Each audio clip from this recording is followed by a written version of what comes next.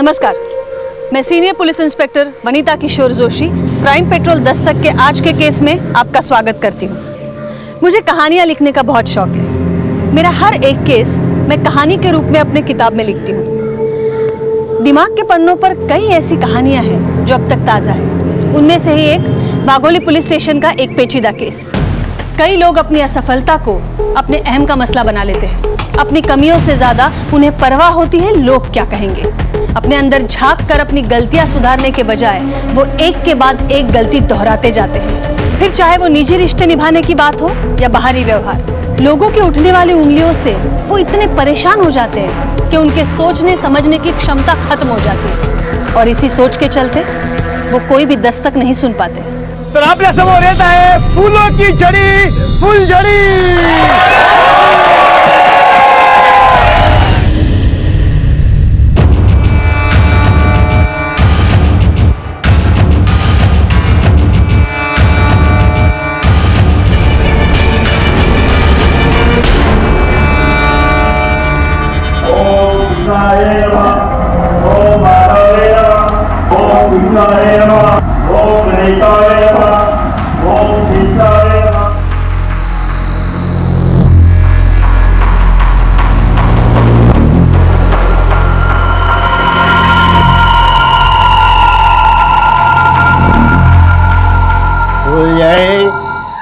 आज के बाद इस घर पर राज तुम्हारा होगा। तुम सिर्फ मेरे लिए और मेरे सामने नाचोगी फुलझड़ी। ये तुम तुम्हारा नाम बदल डालो क्योंकि अब तुम एक इज्जतदार घराने की सुनो। लेकिन तुम्हारा असली नाम क्या है फुलझड़ी? पल्लवी। पल्लवी, खूब चांद, खूब चांद। आज के बाद मैं सिर्फ तुम्हें पल्लवी बुलाऊंगा।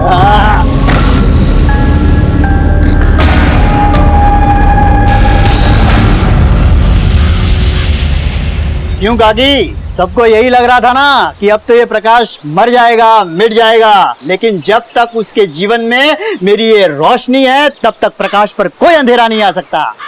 भाऊ भाभी चेहरा दिखाओ। अरे तो देखो ना। अरे काकी, अपनी बहू का घूंघट तो उठाओ।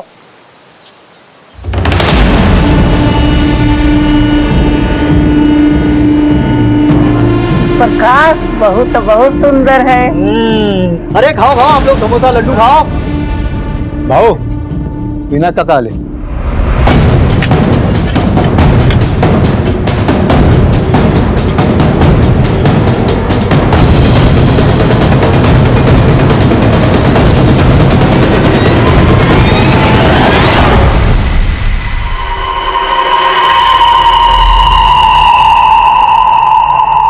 क्या किया प्रकाश तुमने?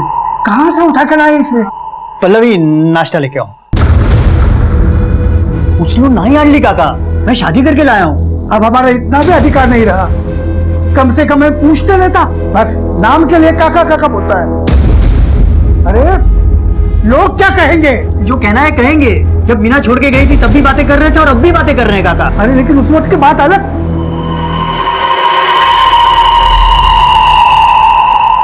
काका बस बसा काका। संदेश समझो ना। काय बाबा, आज खुशी का दिन है। सून आई है घर पे, हाँ? और आप कोस रहे हो। प्रकाश भाव खुश है ना, तो आपको क्या समस्या है? नाश्ता कीजिए। अरे हाँ भाव, सुना इधर आ। वो क्या है, वहीनी साहब आई है ना घर पे, तो तुझे कहीं और रहने जाना होगा। लेकिन भाऊ मैं कहाँ जाऊंगा? पहले हमारी जमीन आपके पास गिरवी, अब ऊपर से आप घर से निकालोगे तो मैं कहाँ जाऊंगा भाऊ? अरे मैं तुझे घर से कहाँ निकाल रहा हूँ। वो अपना खेत वाला घर है ना, तू वहां जाके रहे। तू वहां रहेगा ना तो खेत संभालने में भी आसानी होगी। भाऊ ऐसा मत करो ना। तू समझ यार, तू जा। भाऊ जा भाई।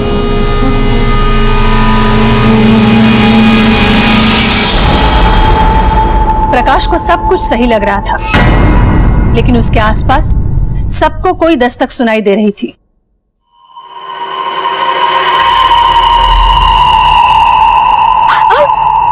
छोड़िए, ये क्या कर रहे हैं आप?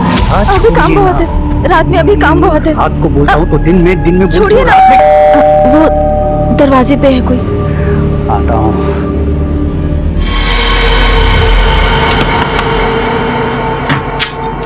ना तुम कुठे आहेस ती बाजार बसती? हाँ, कहाँ है वो? तमीज से बात करो। और क्या चाहिए तुमको? और ये क्या नया तमाशा लगा रखा है? तमाशा मैंने लगा रखा है, तुमने? क्या हुआ जी? कुछ नहीं, तुम अंदर जाओ। अच्छा, यही है वो। इसकी तो मैं। खबरदार जो हाथ उठाया तो, समझी? अच्छा, बहुत पैसा आ गया तुम्हारे पास?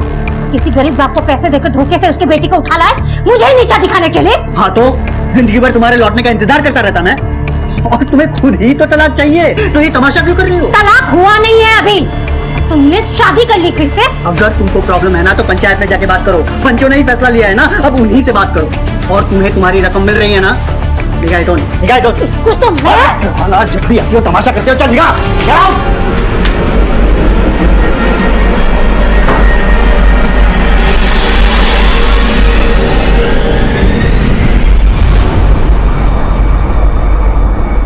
पल्लवी, मैं बाजार जा रहा हूँ, थोड़ा संभल कर रहना। किसी अजनबी से बात मत करना और दरवाजा मत खोलना। मेरे साथ साथ अब तुम पर भी नजर है लोगों की। संभल कर।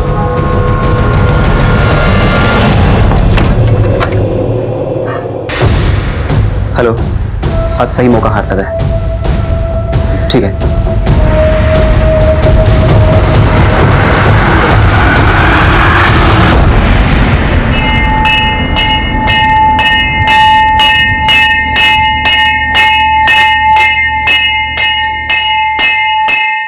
अरे मी येतोय रे. थांब, कॉल करता हूँ.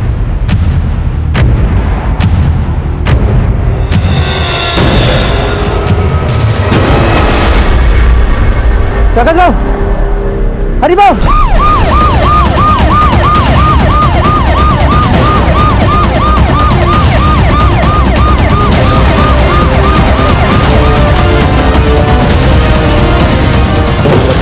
बाजू हटो। मैडम, काफी खून बह चुका है। सबसे पहले लाश किसने देखी थी? मैडम, मैंने देखा था. जरा आजूबाजूला शोधा, काय सापडताय का बघा. इसे यहाँ आते हुए देखा था किसी ने? नहीं देखा मैडम. अक्सर आते जाते रहते थे मैडम. ये जमीन भी इनकी है, ये मंदिर भी इनका ही है. कब आए, किधर से आए, पता नहीं मैडम. इसका नाम क्या है, कहाँ रहता है और फैमिली को इन्फॉर्म किया है इसके? इनका नाम प्रकाशराव पाटिल. इनके काका गांव के सरपंच है, विनायकराव पाटिल. वो यही पास में रहते हैं. घर पर खबर कर दी थी, अभी तक आई नहीं. मैडम ये चूड़ियाँ मिली हैं. किसी ने कोई औरत को यहाँ आते जाते देखा है? नहीं. जगदीश भाव के साथ झगड़ा हुआ था इनका जमीन के लिए. प्रकाश भाव ने उनके साथ बातचीत की, लेकिन जमीन किसी और को बेच दी. इसकी वजह से जगदीश भाव आके उनके साथ 10 दिन पहले ही झगड़ा कर गए. प्रकाश राव, तूने ये जमीन बेच के ठीक नहीं किया. हाँ, मेरी जमीन थी, मैंने बेच दी. हमारी बातचीत चल रही थी ना, और तुमको मालूम था ना कि ये जमीन मेरे लिए कितनी जरूरी है. तो क्या करता, कब तक बैठा रहता. भाव अब सौदा हो गया है, अब जमीन चाहिए तो वसंत से लेना. चला रही.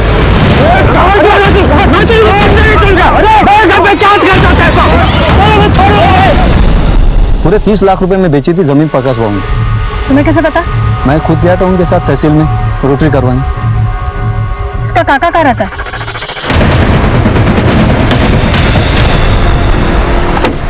प्रकाश मेरा इकलौता भतीजा था. आपके इकलौते भतीजे की हत्या हो गई है और फिर भी आप घर पर बैठे. सारा गांव उधर जमा हो गया था, आप नहीं आए. मैडम,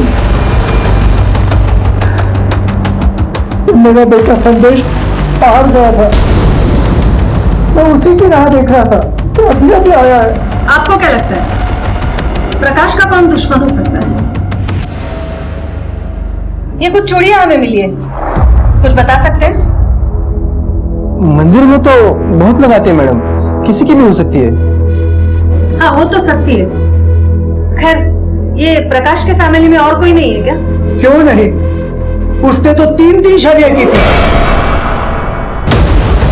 आखिरी शादी तो अभी 7 दिन पहले की थी. 7 दिन पहले शादी की थी और आज मर्डर.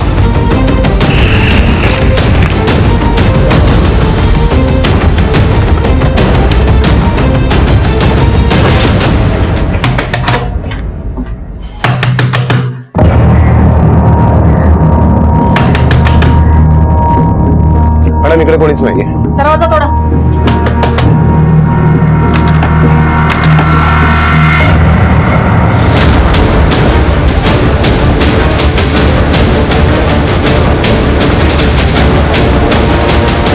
तू कौन है? मैं संजय हूँ. कौन संजय? जी मैं पल्लवी का भाई. ये पल्लवी कौन है? मैडम वही तो है प्रकाश की पत्नी. तुम्हारी बहन कहाँ है? ताई तो घर पे नहीं है. हुआ क्या है ये तो बताइए आप. प्रकाश की हत्या हो गई है. क्या? भाव जी को किसी ने मार दिया? सावंत आत बघा काय मिळतंय का. तुम्हारी बहन है कहाँ? अरे बोल ना, उठा है पल्लवी. प्रकाश के साथ गई थी क्या? हाँ वो जीजा जी के साथ गई थी 2 घंटे पहले. कहाँ जा रही है, कुछ बोल के गए थे? नहीं. शबनम ये चूड़िया देखो, पहचानते हो? तुम्हारी बहन की है? पता नहीं.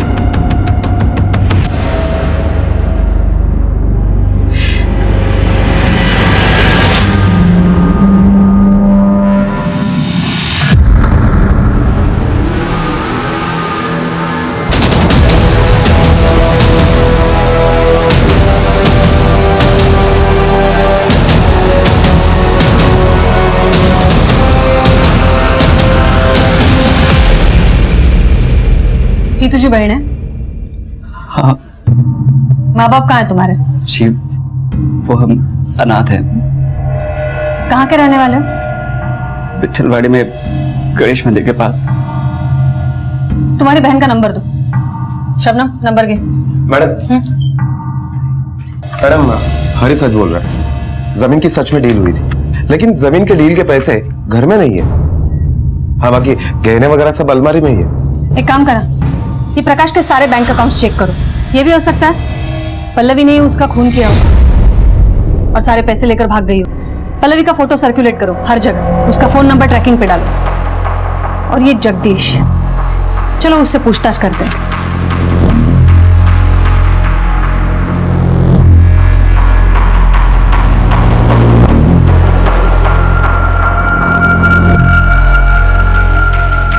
जैसी करनी वैसी भरनी मैडम.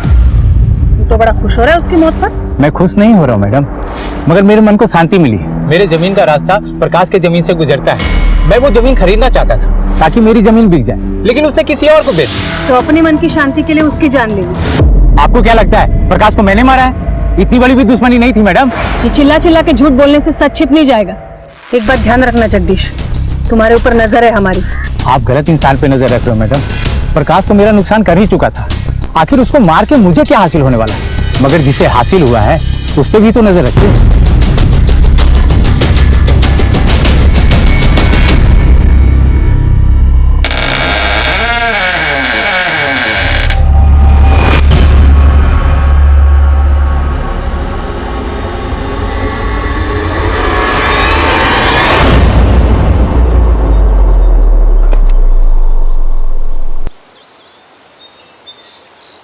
अरे क्या कर रहे हो तुम लोग? जल्दी से आज चलो.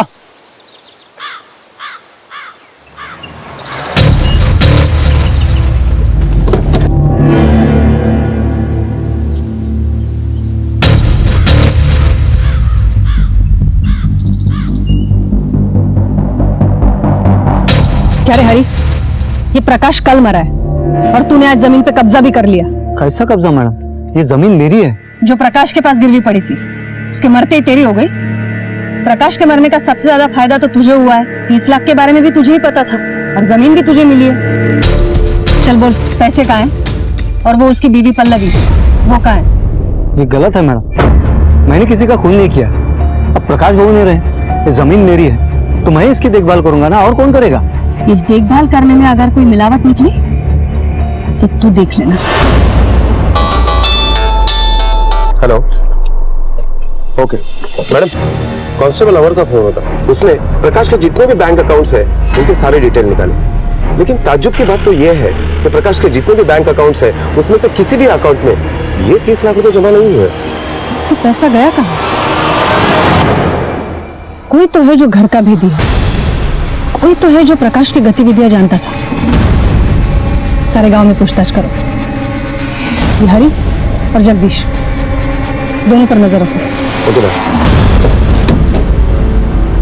शबनम, बाहर वो एनजीओ वाली मैडम बैठी होंगी, उनको ये चेक दे दो। जी मैडम।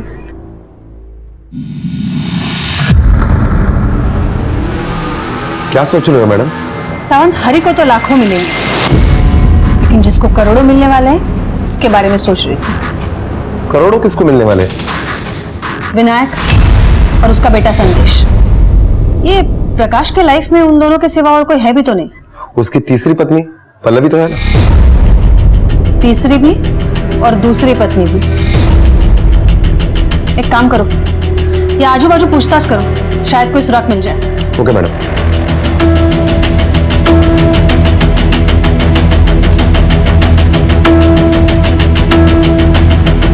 पल्लवी को तो देख के ही लगता था कि कुछ तो गड़बड़ है। भला 40 साल के बुड्ढे के साथ 18 साल की लड़की की शादी, वो भी जिसकी दो पत्नियां छोड़कर भाग गई हो। लेकिन आखिरकार उसकी दोनों बीबियां उसे छोड़कर भाग क्यों गई? पता नहीं साहब, उसके घर में क्या चलता था, लेकिन जिसको लाया था उसको देख के लगता नहीं था साहब कि वो भी टिकेगी। लेकिन अंदाजा नहीं था कि इतनी जल्दी छोड़कर भाग जाएगी, वो भी जान लेकर। हाँ, मगर 2 दिन पहले मैंने उसके भाई संजय को देखा था।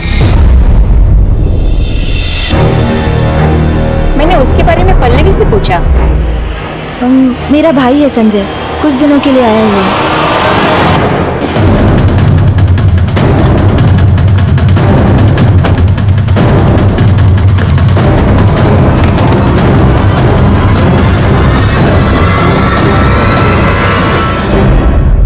सावंत, अंदर छानबीन करो।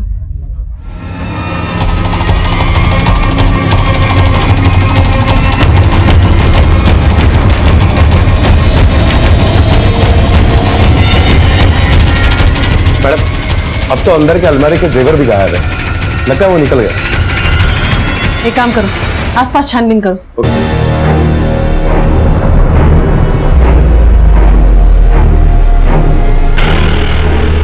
क्या आपने संजय को देखा? संदेश के साथ गया होगा, वो आया था सुबह। चल बोल, संजय कहाँ है? मुझे नहीं मालूम मैडम, पण काय झालं? बहुत भोला बनने की कोशिश कर रहा है, बोल चुपचाप। कहाँ भगाया संजय को? ये क्या कह रहे हैं मैडम आप? ये ऐसा क्यों करेगा? तो ये वहां क्या कर रहा था संजय के पास? मैं तो खाना देने गया था मैडम, अकेला था वो और कोई जानता भी नहीं उसे, विश्वास करो मेरा।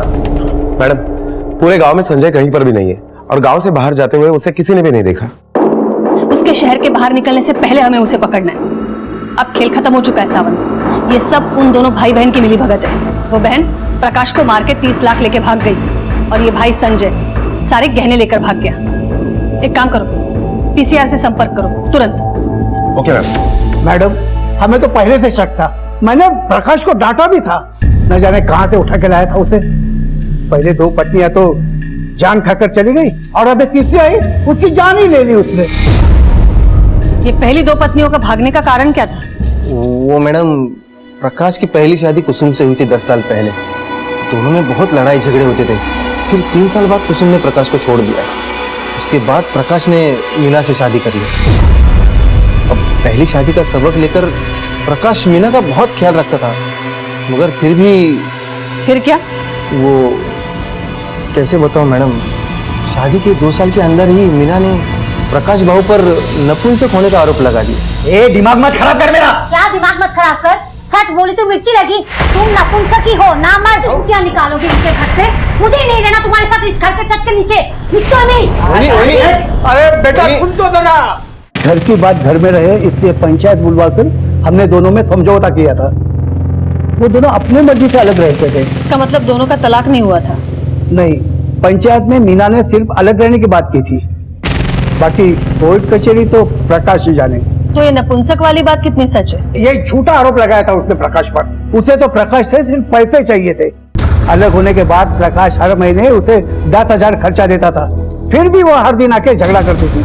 मतलब पल्लवी के साथ शादी करने के बावजूद भी मीना ही कानूनन प्रकाश की पत्नी थी। आपको क्या लगता है, प्रॉपर्टी के लिए मीना प्रकाश को मार सकती है? एक मीना ही क्यों, तीनों ही पत्नियां डायन थी प्रकाश के लिए। सबने मिलकर खा लिया मेरे भतीजे को।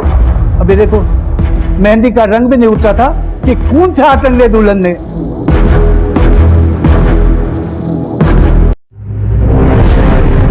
मैडम ये केस तो और भी उलझता जा रहा है। तुमने मगरमच्छ के आंसू देखे सावंत? मैडम देखे ना अभी इन दोनों के। इन दोनों ने दूसरों की बात तो बता दी, लेकिन अपनी बात छुपा के रखी है। ये प्रकाश की मौत अगर प्रॉपर्टी के लिए हुई है तो हो सकता है पल्लवी को भी अब तक मार दिया गया हो, क्योंकि प्रकाश के मौत के बाद उसकी सारी प्रॉपर्टी उसकी पत्नी मीना की हो सकती है। तो इसका मतलब है मीना के जान को भी खतरा है। एक काम करो सावंत, ये मीना के फोन ट्रेस करो और उसे भी आगाह कर दो। Okay ma'am. मैडम ये पल्लवी का भाई संजय, ये भी तो गहने लेकर फरार है। यही तो प्रॉब्लम है सावंत। हम अभी ऐसे चौराहे पर खड़े हैं, सामने रास्ते तो कई हैं, लेकिन हमारी मंजिल तक कौन सा जाता है पता नहीं। मैडम, विट्ठलवाड़ी गांव वाले से पता किया, संजय झूठ बोल रहा था। वो अनाथ नहीं है, उसकी फैमिली है गांव में।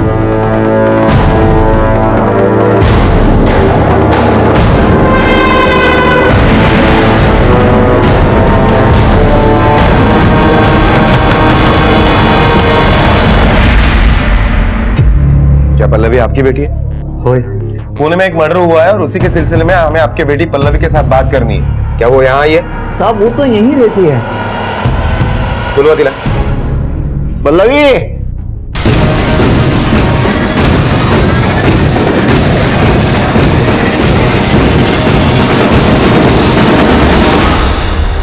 क्या हुआ बाबा? क्या ये पल्लवी है? हाँ यही मेरी बेटी पल्लवी। लेकिन हम जिस पल्लवी को ढूंढ रहे हैं वो ये पल्लवी है।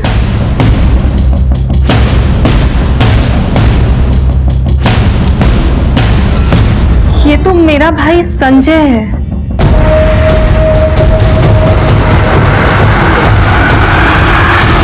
संजय? तुम्हारा भाई?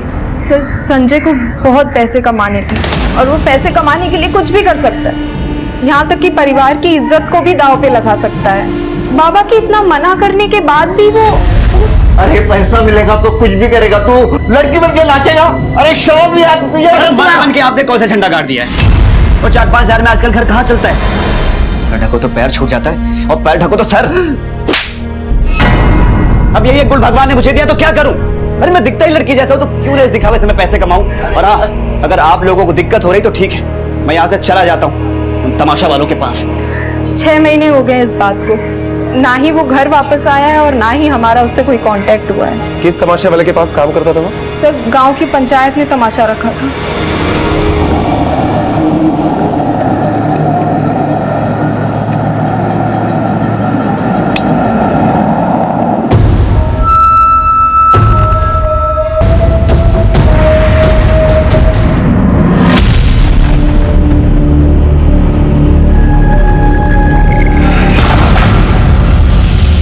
ये तमाशा कंपनी के ओनर गुलाब राव का फोन अभी भी स्विच ऑफ आ रहा है, लेकिन मैंने सारे नेटवर्क और खबरियों को अलर्ट कर दिया है। ये गुलाब राव जल्द से जल्द हमारे हिरासत में होगा। सावंत, मुझे लगता है ये गुलाब राव और संजय दोनों ने मिलकर प्रकाश को बेवकूफ बनाया होगा। हो सकता है ये गुलाब राव ने संजय की मदद से प्रकाश को फंसाया। संजय ने प्रकाश से शादी की और उसके बाद दोनों ने उसका मर्डर करके जेवर और पैसा लेकर भाग गए होंगे। मैडम, सोचने वाली बात यह है कि ये प्रकाश की दोनों बीवियां उसे छोड़कर चली गई और उसके बाद उसने तीसरी शादी एक लड़के के साथ की। मीना ने भी उसके ऊपर नपुंसक होने का आरोप लगाया है। सच में तुम नपुंसक हो? ये ऐसा तो नहीं कि ये प्रकाश समलैंगिकता में शौक रखता हो, लड़कियों से ज्यादा उसे लड़कों में इंटरेस्ट हो और इसीलिए संजय के बारे में सब कुछ जानने के बावजूद भी उसने संजय के साथ शादी की हो।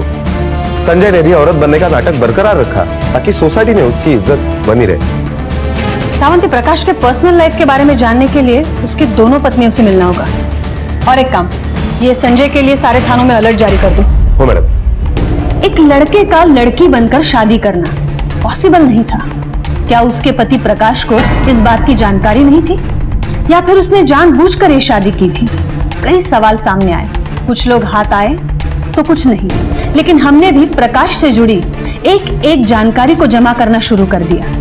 आपको ऐसा लग रहा होगा आप ऐसा कुछ जानते हैं जो हमें पता नहीं, पर ऐसा नहीं है। आगे देखिए, किताब के कुछ और पन्ने पलटने भी बाकी हैं। हाँ सर, वो हमेशा मारपीट करता था। मगर पति पत्नी का रिश्ता हमारा कायम था सर। लेकिन प्रकाश के बारे में आपने जो भी कहा वो सही नहीं है। फिर कुसुम जी, प्रकाश ने लड़के के साथ शादी क्यों की? सर इस बारे में तो आप मुझे माफ कर दीजिए, क्योंकि मैं अपनी लाइफ में बहुत खुश हूँ सर। मेरे पति, मेरे बच्चे बहुत प्यार करते हैं मुझे। प्रकाश अपनी लाइफ में क्या करता है मुझे उससे कुछ लेना देना नहीं।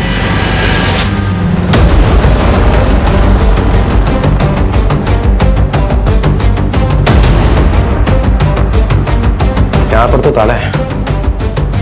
अरे ताई, एक मिनट। साहब। ये मीना यहीं रहती है ना?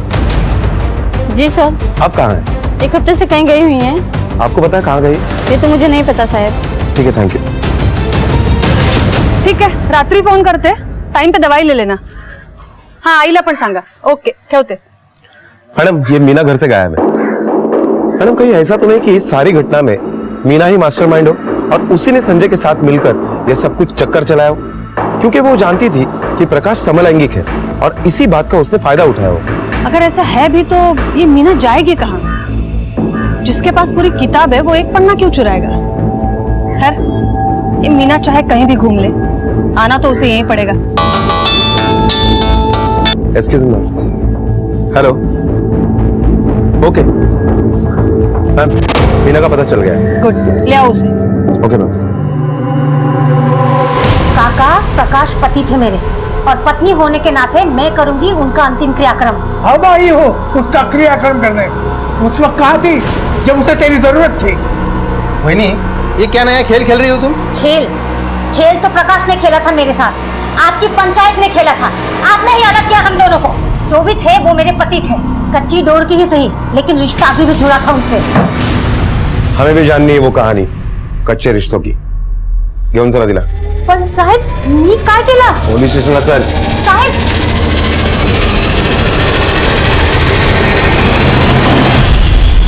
जब मुझे पता चला प्रकाश ने शादी कर ली है तो मैं खुद उससे मिलने गई थी। मैं उसकी पत्नी हूँ, मुझे समझ ही नहीं आ रहा था उसने ऐसा कदम क्यों उठाया। और रही प्रॉपर्टी की बात, मेरे पति के प्रति कर्तव्य खत्म होते ही मैं यहाँ से खुद चली जाऊंगी। सिंदूर ही नहीं रहा तो ईंट पत्थर का मैं क्या करूंगी? समलैंगिक पति के प्रति इतना सम्मान? मतलब? जिस लड़की से तुम्हारे पति ने शादी की थी वो लड़का था, संजय नाम था उसका। नहीं, इतना चौंको मत, तुमने भी उसे नपुंसक करार दिया है। अरे मैडम, वो तो मैंने ऐसे गुस्से में बोला था। शादी के बाद 1.5 साल तक सब कुछ ठीक था, लेकिन उसके बाद वो बदल गए। वो मुझे छूते भी नहीं थे, इसलिए मैंने गुस्से में बोल दिया था कि वो नपुंसक है। ना ही वो नपुंसक थे और ना ही उनमें और कोई प्रॉब्लम थी। पिछले 1 हफ्ते से कहाँ थी तुम? मेरे बाबा बीमार थे, उनके पास गई थी, मुंबई। ठीक है, तुम जा सकती हो। सावंत, ये गुलाबराव और संजय के बारे में कुछ पता चला? नहीं मैडम, पूरी टीम लगी हुई है।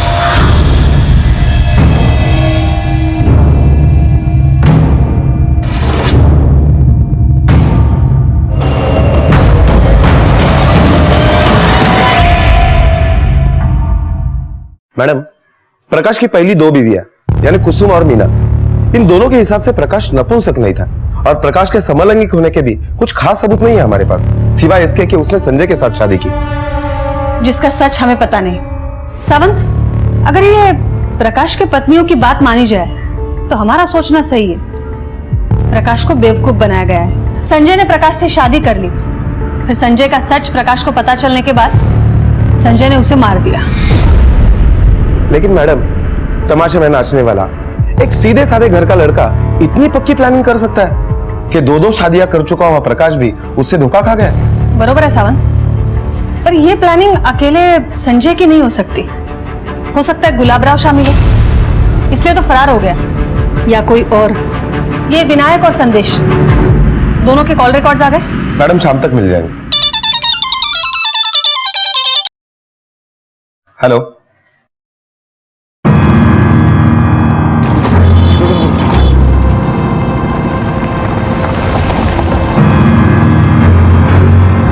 ओ भाऊ, मेरा बैलेंस पेमेंट क्लियर कर दो ना। गुलाबराव, तुम्हारा बैलेंस पेमेंट मैं क्लियर करवाता हूँ, वो भी पुलिस स्टेशन। सरबस, गुलाबराव, अब जो भी है ना सच सच बोल दे। चल बोल। मैडम, मेरी तमाशा कंपनी में लड़के भी लड़की बन के नाचते हैं। मैं अक्सर ऐसे स्पेशल लड़कों को ढूंढता था जो लड़की की तरह दिखे। प्रकाश मेरे तमाशा कंपनी में अक्सर शो देखने आया करता था। उसकी 2 शादियां टूट चुकी थी मैडम। एक रात वो मेरा शो देखने आया तो मैडम मुझे नहीं पता कि प्रकाश को कैसे शक नहीं हुआ कि फूलझड़ी संजय है।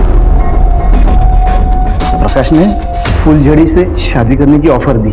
जमीन बेचकर उसके पास बहुत पैसा आया था। वो पैसा देखकर मेरे दिल में लालच पैदा हो गया। भाव, अगर प्रकाश को पता चल गया कि मैं फुलझड़ी नहीं संजय हूं तो? बिल्कुल टेंशन क्यों लो। उसके आंखों पे ना पट्टी बंधी है। तू 2-4 दिन वहां पे रह ले और जैसे तुझे मौका मिले ना पैसे लेके भाग जा। फिर मैंने संजय को 5 लाख रुपए का लालच देकर उसे मना दिया और वो शादी के लिए मान भी गया। शादी के बाद ना संजय ने मुझे फोन किया ना वो खुद आया। तो तू गायब क्यों हो गया था? इतनी सारी प्लानिंग करने के बाद भी सब कुछ संजय के हाथ में था। मुझे मेरे पैसे चाहिए थे। मैंने संजय से मिलने की कोशिश की तो प्रकाश के बारे में पता चला। मैं डर गया था मैडम। मुझे लगा कि झूठी शादी की खबर सबको पता चलेगी तो मैं फंस जाऊंगा। मैंने तो बस प्रकाश को लूटने का प्लान किया था। सावंत, लगता है हमें मास्टरमाइंड मिल गया।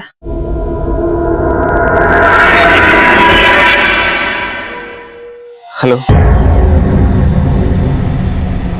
ये तेरे कॉल रिकॉर्ड्स है। इससे साफ पता चलता है तू पल्लवी के साथ रेगुलर कांटेक्ट में था।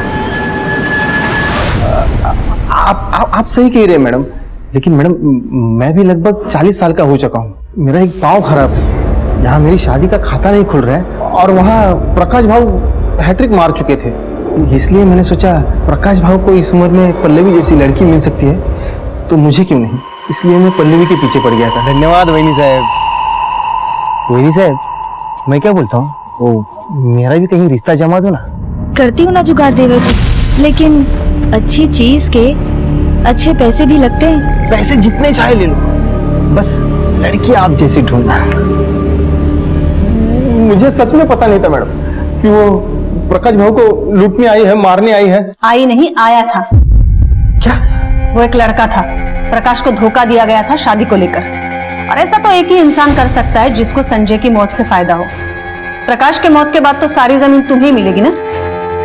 तो मीना को भी टारगेट किया था, क्यों? नहीं मैडम। अगर कुछ और भी छुपा रहा है तो बता दे, अभी भी वक्त है। मैडम मुझे शादी करके घर गृहस्थी बसानी है, ये खून और कत्ल करके जेल में नहीं बसना है। वैसे उस फुलझड़ी का पता चला क्या?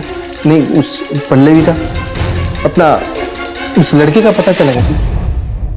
यहाँ हम एक एक कड़ी जोड़ने की कोशिश कर रहे थे, हर दिशा में घूम रहे थे कि अचानक इस कहानी में और एक ड्रामेटिक मोड़ आ गया जिसने इस केस की दिशा ही बदल दी। मैडम मैंने ही कॉल किया था। कहाँ है लाश? बाजूला बाजूला अरे बाजूला।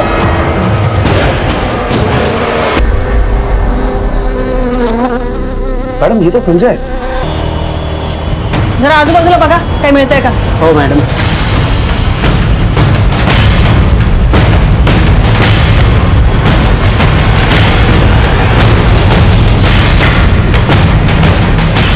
मैडम इधर आइए। सावंत बघा। मैडम गहरे तो है,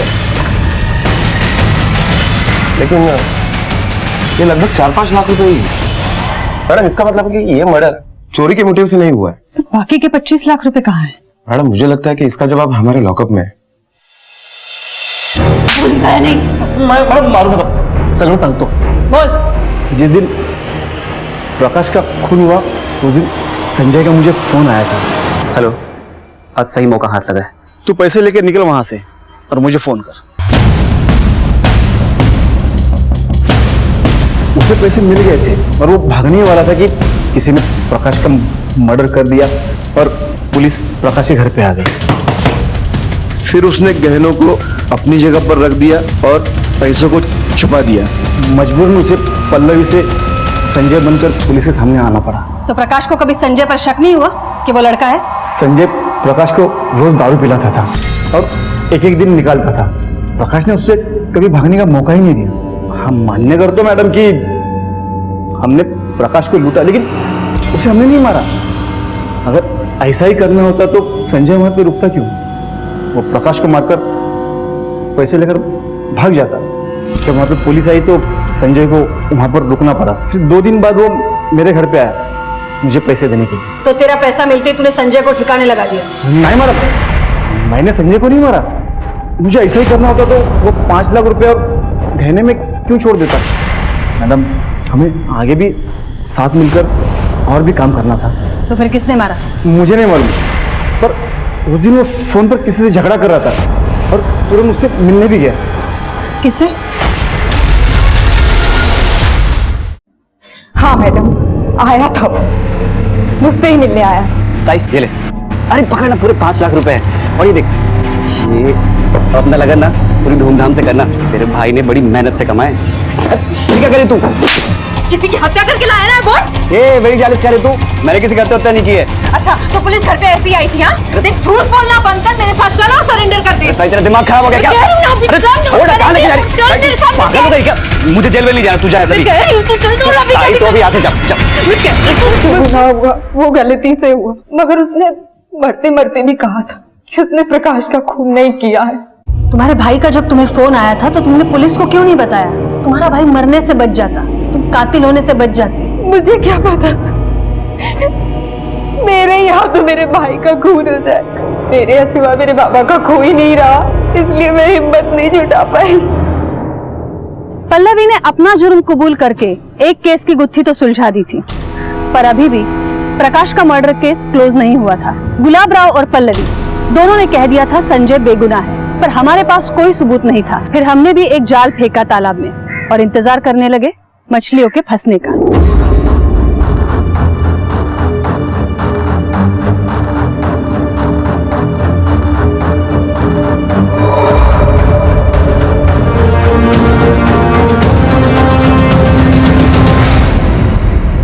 twinkle twinkle little star I want to what you are. अरे वाह, तुम्हें तो बहुत सारी पोएम्स आती है। साहेब कशासाठी मुझे यहाँ बार बार बुला लाते? छोड़ा माला। मैं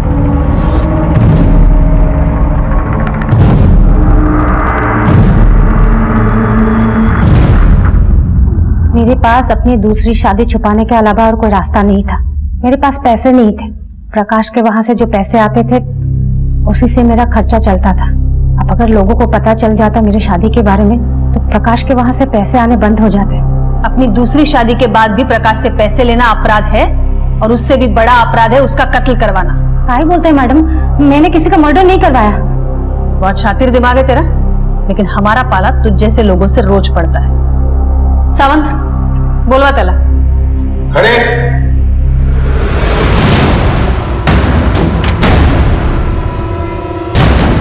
बैठ जाओ, बैठ जाओ। क्या हुआ, पहचाना इसे? सावंत, ये तुम्हारे बेटे का स्कूल फॉर्म, राहुल जगन शेड़गे। कमाल की बात तो ये है, ये तुम्हारे बच्चे का बाप है। जब प्रकाश का खून हुआ था तो इसका मोबाइल लोकेशन उसके आसपास ही था। तेरे बाबा से भी बात हुई थी। तुम्हारी बोलचाल बंद हुए तो 5 साल हो गए। तो आगे की कहानी तू सुनाएगी या फिर हम तुझसे बुलवाएं? बताती हूँ मैडम। जगन और मैं मेरी शादी से पहले से एक दूसरे से प्यार करते थे, लेकिन जगह के नाम पे कुछ केसेस थे, इसलिए मेरे माँ बाप ने मेरी शादी प्रकाश के साथ करवा दिया।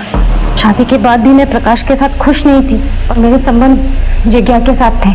जब मैं जग्या के बच्चे की माँ बनने वाली थी तब मैंने सोचा कि मैं प्रकाश को छोड़ दूंगी, इसीलिए मैंने उसके ऊपर नपुंसक होने का आरोप लगाया। तो प्रकाश को क्यों मारा?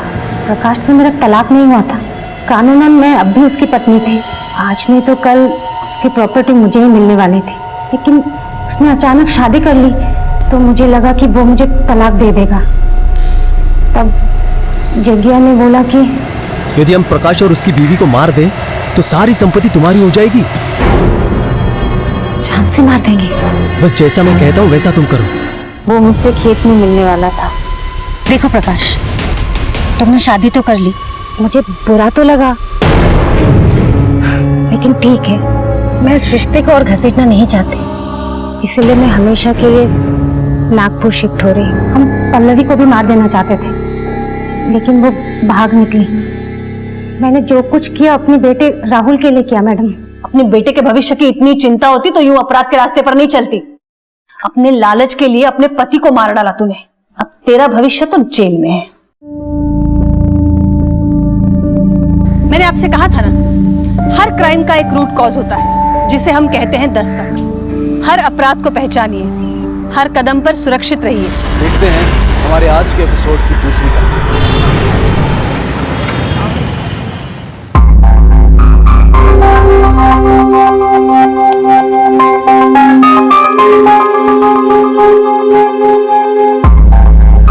जीते रहो, हमेशा एक दूसरे का साथ देना।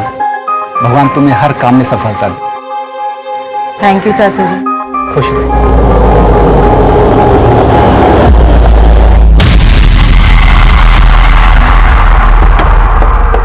नमस्कार, मैं senior inspector Abhimanyu Jindal, crime petrol Dastak में आप सभी का स्वागत करता हूं। यह केस तब का है जब मैं गुरुग्राम में पोस्टेड था। यह केस मैं आप लोगों के साथ इसलिए शेयर कर रहा हूं कि जो गलतियां इस केस के किरदारों ने की या जिन हालात में वो फंसे, उनसे हम सब कुछ ना कुछ सीख ले सके। आलोक मेहरा पेशे से वकील था, गुरुग्राम की एक रईस फैमिली से बिलोंग करता था। आरती गुप्ता यूपी के एक छोटे से गांव की रहने वाली थी। वैसे तो अपनी शादी के बाद अक्सर लोग कहीं ना कहीं बाहर घूमने जाते हैं, लेकिन आरती अपनी शादी के अगले ही दिन हमारे पुलिस स्टेशन आई। आरती जी, आपको बिल्कुल डरने की जरूरत नहीं है। आपके साथ जो भी हुआ है आप बेझिझक बोलिए। बोलो ना आरती, क्या हुआ तुम्हारे साथ? सर, आज सुबह मैं बिल्डर केशवानी के ऑफिस गई थी। उसने मुझे बंगलो देखने के लिए बुलाया था और सर, हमारी कल ही शादी हुई है। बिल्डर केशवानी से हमारी बंगलो को लेकर बातचीत चल रही थी। इनफैक्ट उसका आज सुबह ही मुझे कॉल आया था। देखिए केशवानी जी, वो आज मुझे थोड़ा इंपॉर्टेंट काम है तो मैं बंगलो देखने नहीं आ पाऊंगा सर। देखिए सर, एक ही बंगलो बचा है और सर आपको देना ही कितना है? सिर्फ 10%, बाकी तो 2 साल के बाद देना। देखिए, किसी ने टोकन दे दिया तो फिर नुकसान आप ही का है, तो जल्दी कीजिए। देखिए सर, चाहता तो मैं भी नहीं हूं कि ये डील मेरे हाथ से जाए, बट सर बिजी हूं ना, क्या कर सकता हूं। सर मैं एक काम करता हूं, मैं अपनी वाइफ को भेज दूं बंगलो देखने।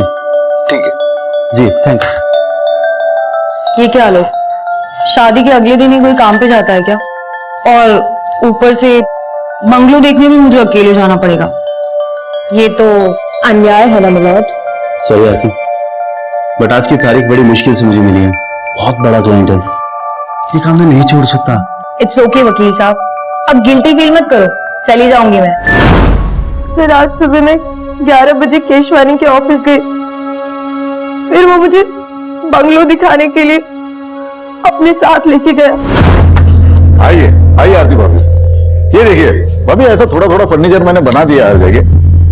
भाभी, पूरे गुरुग्राम में इस रेट में ऐसा सेमी फर्निश बंगलो मेरे अलावा दूसरा कोई बिल्डर आपको नहीं देगा। सिर्फ मैं दे रहा हूं आप लोगों को, ये सिर्फ आपके लिए है। केशवानी जी, अगर रेट में अगर कुछ अभी रेट की टेंशन मत लो आप। अभी तो आपको सिर्फ 10% देना है ना, बचा हुआ तो 2 साल के बाद देना है। अगर उसके बावजूद भी अगर आपको कोई टेंशन रही तो मैं हूं ना, मैं करूंगा कुछ आप लोगों के लिए, भरोसा रखिए। अरे आपके पति इतने बड़े लॉयर है, आप लोग किराए के घर में रहते हो, अच्छा नहीं लगता ना। ऐसा कीजिए, आप वो बेडरूम देख लीजिए ऊपर। अच्छा। हेलो, हाँ सर जी, हाँ सब बढ़िया, हाँ जी हो जाएगा। आरती जी, आप बिल्कुल चिंता मत कीजिए, केशवानी को इसके की सजा हम जरूर दिलवाएंगे। इसके लिए हमें पहले आपका मेडिकल टेस्ट करवाना होगा, इसीलिए मैं सबसे पहले आप ही के पास इसे लेकर आया हूं।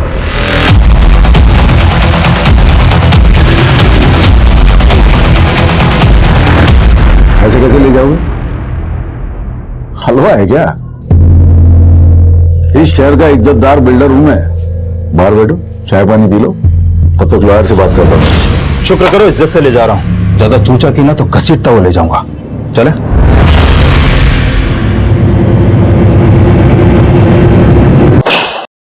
अरे ये क्या तरीका है क्या? आपका ये आदमी सीधा उठा के लाया हमें? मिश्रा, डंडा मजबूत है ना? जी सर। पिछली बार हड्डी टूटने से पहले डंडा टूट गया था। एक्सक्यूज मी, देखिए आपको जो भी सवाल पूछना है ना, सवाल बाद में केशवानी साहब।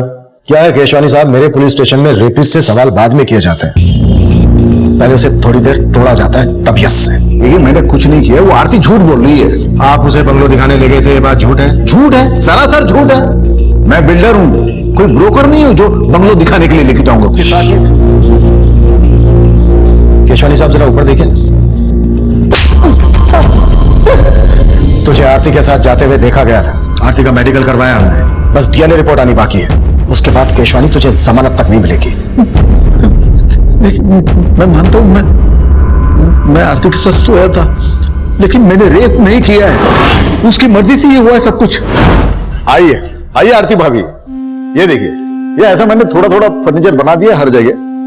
आरती भाभी, पूरे गुरुग्राम में इस रेट में ऐसा सेमी फर्निश बंगलो दूसरा कोई बिल्डर आपको नहीं देगा, सिर्फ मैं दे रहा हूं आप लोगों के लिए। कैसा लगा बंगलो? बंगलो तो बहुत अच्छा है, लेकिन थोड़ा सा महंगा है। अगर थोड़ा डिस्काउंट मिल जाता तो? डिस्काउंट?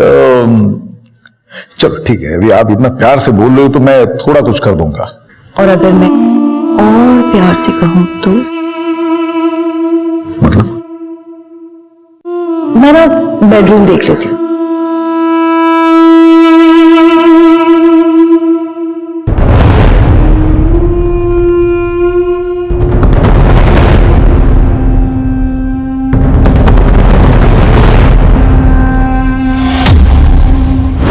लेकिन मजे करने के बाद वो गिरगिट की तरह बदल गई। 50 लाख ब्लैकमेल कर रही मुझे। जो समझना है समझ लो। मैंने सोचा था सिचुएशन को मैं खुद हैंडल कर सकता हूं, लेकिन मेरे कुछ करने से पहले वो आपके पास आ गई। मैं समझ सकता हूं आप उस पर भरोसा नहीं कर रहे, लेकिन आप जिसकी चाहो बोलो, मैं कसम खाने के लिए तैयार हूं। कसम खाने की जगह नहीं बची है केशवानी, अभी तो तुझे बहुत मार खा। मिश्रा सर, जरा ठंडा कर इसे। ऐसे घर वालों के अगेंस्ट जाके शादी की, ऊपर से उन्हें यह पता चलेगा कि तुम्हारा रेप हुआ है, कितनी बदनामी होगी उनकी। मेरे कोलिग्स क्या कहेंगे? आलोक, सिर्फ तुम अपने बारे में सोच रहे हो ना, और मेरा क्या? तुम एक वकील हो के ऐसी बातें कर। मुझे मत सिखाओ कि मैं कौन हूं और क्या करता हूं। और मैंने डिसाइड कर लिया है, मैं तुम्हारा केस लड़ूंगा और तुम्हें तलाक दे दूंगा। देख अभिजीत, तेरे पापा यहाँ कदम रखने के लिए तैयार नहीं है, लेकिन मैं आई हूँ। अगर तू इस लड़की को छोड़ के हमारे साथ आएगा तो तेरे पापा तुझे माफ कर देंगे। माफ कहना क्या चाहते हो माँ? पापा की माफी के लिए मैं अपनी बीवी को छोड़ दूं? माँ, मैंने मीरा से शादी की है। तो क्या हुआ, एक अच्छा वकील करके तलाक ले लेंगे, चाहिए तो उसे पैसा भी दे देंगे। माँ, मीरा ने मुझसे पैसों के लिए शादी नहीं की है। उसके पापा का बहुत बड़ा मोटेल है यूएस में, उसने मेरे लिए अपने पापा से रिश्ता तोड़ दिया। मैं उसको नहीं छोड़ सकता हूँ माँ। अगर आपको मुझे अपनाना है तो मीरा के साथ अपनाना होगा। तो इस लड़की के लिए हमें छोड़ रहा है, ये तो ठीक नहीं कर रहा है अभिजीत। माँ जी ऐसे मत जाइए ना, माँ जी प्लीज, अभी रोको ना उन्हें, अभी रोको उन्हें। अगर हमारे पेरेंट्स हमारे साथ नहीं है ना, तो आज से हम दोनों एक दूसरे की फैमिली है।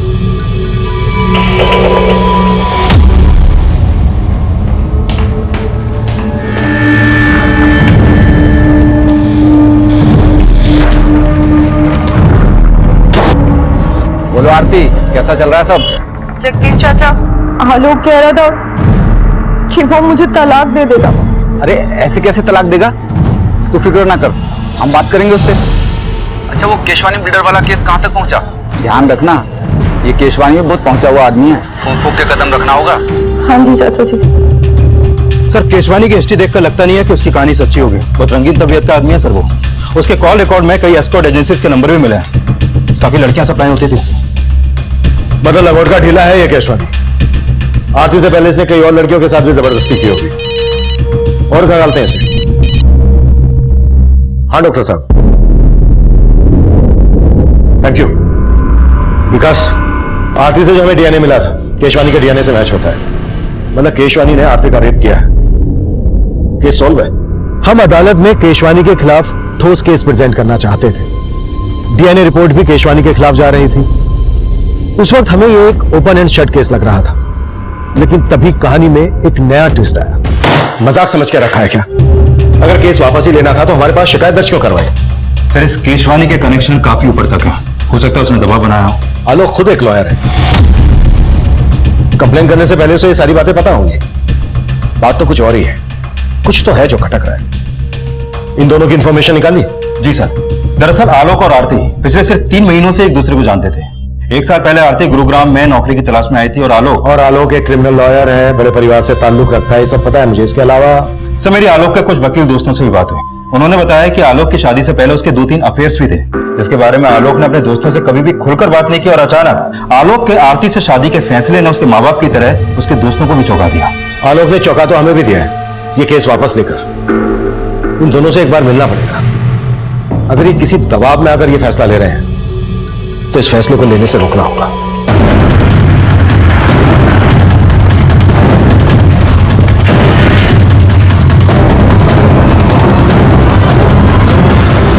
आरती और आलोक, वो दोनों तो कल शाम को ये घर खाली करके चले गए। मैंने खुद देखा था उन्हें जाते हुए, और दोनों बहुत घबराए हुए भी थे।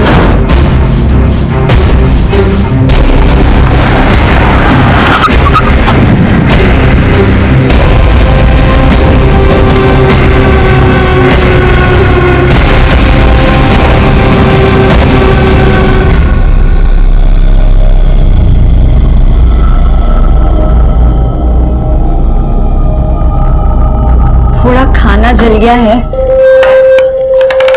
क्या हुआ? अभी एक इंटरव्यू में सिलेक्ट नहीं हुए तो क्या हुआ?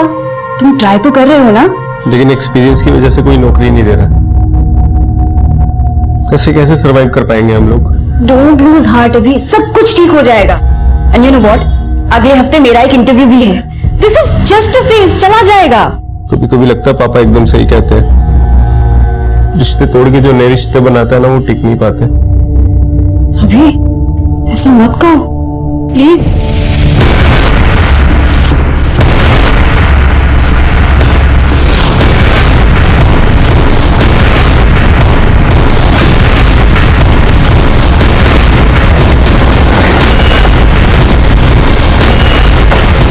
पीछे हटिए आप लोग, मिश्रा पीछे हटाओ। आलोक और आरती 3 महीने पहले मिलते हैं। कुछ दिन पहले ही दोनों ने शादी की और शादी के अगले ही दिन आरती ने बिल्डर केशवानी पर रेप का आरोप लगाया। और जैसे ही रेप प्रूव होने वाला था, आलोक केस वापस ले लेता है और अब आलोक की लाश मिलती है और आरती लापता। सर, कहीं इस बिल्डर केशवानी नहीं तो आलोक को नहीं मारा अपना बदला लेने के लिए? हो सकता है, लेकिन आरती कहाँ है? ये कहाँ लेके जा रहे हो मुझे? और आलोक कहाँ है? देख, ये आलोक ना बंद कर, बहुत हो गया। हम हैं ना तेरे साथ। छोड़ो मुझे। क्या आलोक का मर्डर हो गया? क्या आपको नहीं पता? ड्रामा खत्म हो गया तो काम की बात करें। देखिए, मुझे आपसे कोई बात नहीं करनी है। अब पुलिस वालों ने मुझे क्या समझ रखा है? पहले रेप का चार्ज लगाया और अब मर्डर का चार्ज लगा रहे हो। देखिए, आरती के गायब होने से और आलोक के मर्डर से मेरा कोई वास्ता नहीं है। और हाँ, आरती ने अपना रेप केस वापस ले लिया है ना, ले लिया है ना, तो अब तो मुझे शांति के साथ जीने दो। शांति आप रहना चाहती है इनके साथ? इसका नाम शांति नहीं है, रोजी है। तुम्हें शांति कौन है? आप यहाँ मजाक करने आए हो क्या? शुक्र मना केशवानी के मजाक कर रहा हूं अब तक। अगर दिमाग घूम गया ना मेरा, तो तेरी वो हालत करूंगा कि तू कुछ भी करने के लायक नहीं रहेगा। इस बिल्डर की बातों में मुझे मिलावट की बुआ रही है। नजर रखो इस पर। जी सर। और सर, ये आरती का फोन नंबर और आलोक की कार टेस्ट करने का ऑर्डर दे दूं? नहीं, रहने दो, घर जाओ, आराम करो। बोलो, कितने दिन की छुट्टी चाहिए तुम्हें? सॉरी सर, मैं ऑर्डर देता हूं। और आलोक के पेरेंट्स से भी जाकर मिलो।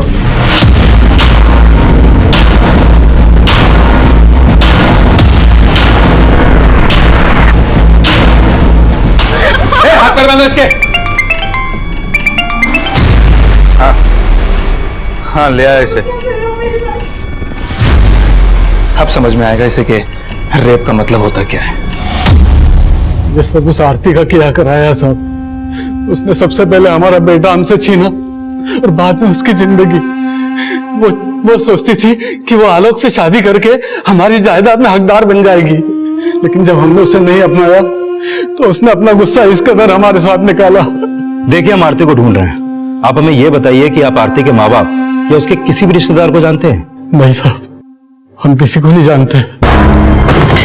प्लीज मुझे जाने दो, मुझे आलोक के पास जाना है। क्या किया तुमने आलोक के साथ? आलोक के साथ? अरे आलोक के साथ जो किया वो तेरे साथ भी करेंगे, लेकिन उससे पहले के साथ वो करेंगे जिसका तुझे शौक है। अपन ना रेप खेलते हैं, और मजे की बात तो ये है कि तेरी बॉडी में किसी का डीएनए भी नहीं मिला। सर, हमने केशवानी का बैंक स्टेटमेंट चेक किया।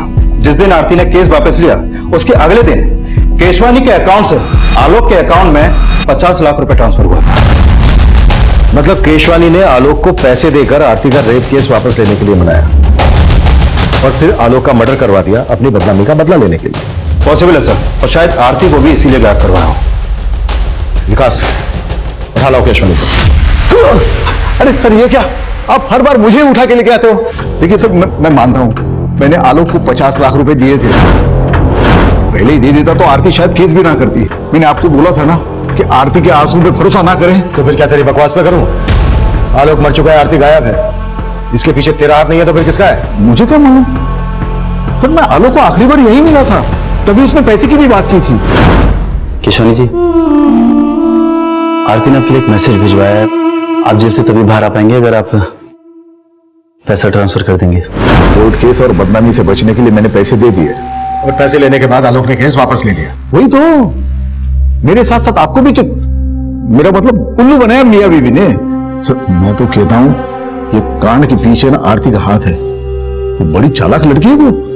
केशवानी ने आलोक के अकाउंट में पैसे ट्रांसफर किए तो थे, और आरती की मेडिकल रिपोर्ट से भी यह साबित होता है कि इंटरकोर्स हुआ था, लेकिन शरीर पर जबरदस्ती के कोई निशान नहीं थे। मतलब केशवानी की यह बात सही हो सकती है कि आलोक और आरती उसको ब्लैकमेल कर रहे थे। सर, ये बस कुछ महीनों से ही एक दूसरे को जानते थे, और शादी के अगले ही दिन रेप का आरोप। कहीं इन दोनों की शादी भी तो किसी षड्यंत्र का हिस्सा नहीं थी। I mean, सिर्फ दिखावे के लिए शादी की हो। सर, ये आलोक एक इज्जतदार घराने का लड़का था, वो ऐसा काम क्यों करेगा? और आरती कहां से थी, उसकी बैकग्राउंड, उसका कोई रिश्तेदार, हम कुछ पता नहीं कर पाए। कहीं ऐसा तो नहीं है कि आरती, जिसे हम विक्टिम समझ रहे हैं, वही प्लानर हो?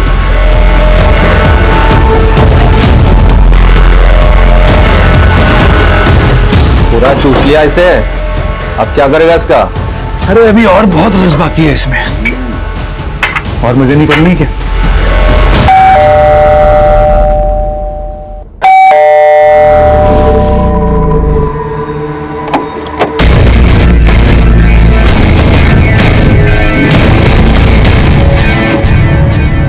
मैं coming sir? Coming.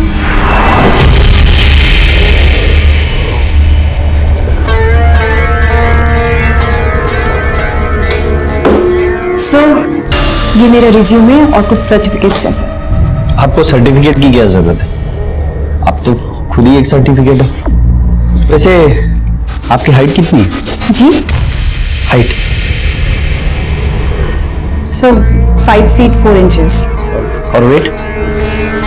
But sir, मेरी हाइट और वेट का इस जॉब से क्या कनेक्शन है? ना, बहुत गहरा कनेक्शन है। यू नो, हमें पूरा कंप्लीट पैकेज चाहिए। ये रिज्यूम वगैरह सब सेकेंडरी है, प्राइमरी है कस्टमर का सेटिस्फेक्शन। हमें ये देखना होता है कि आप कस्टमर को सेटिस्फाई कर पाते हो कि नहीं। चलिए एक ट्रायल लेते हैं। मान लो मैं तुम्हारा क्लाइंट हूं और मैं तुम्हारी सर्विस से खुश नहीं हूं। How you will convince to stay here? Sir, I say कि मैं आपको दोबारा शिकायत का कोई मौका नहीं दूंगी। Just give me one more chance. मैं दूंगा ना चांस आपको, लेकिन बदले में मुझे क्या मिलेगा? I am sorry sir, I am sorry. मैं ये सब नहीं कर सकती। I am literally very sorry sir.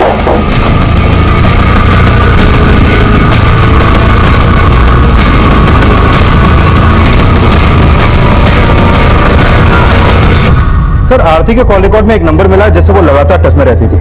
ये देखिए सर, ये नंबर यूपी के नोएडा शहर का है। आरती यूपी से है, बात करो इस नंबर पे, जरूर उसके किसी करीबी का होगा। Okay sir. हेलो जी, हम जगदीश बोल रहे हैं। हम आरती को जानते हैं, पर आप कौन? सर, आरती के कॉल रिकॉर्ड में जो नंबर मिला था वो नंबर उसके चाचा का है। उसका नाम जगदीश है। सर ये जगदीश यूपी पुलिस में कांस्टेबल है। उसको कल थाने बुलाया। आलोक के लॉयर फ्रेंड से बात हुई? सर पता चला है आलोक मर्डर और फ्रॉड के केसेस लड़ रहा था। आलोक जो केसेस लड़ रहा था और जिन जिनको उसने सजा दिलवाई सबकी डिटेल्स निकालो। हो सकता है किसी ने कोई पुरानी दुश्मनी निकाली हो। Okay sir.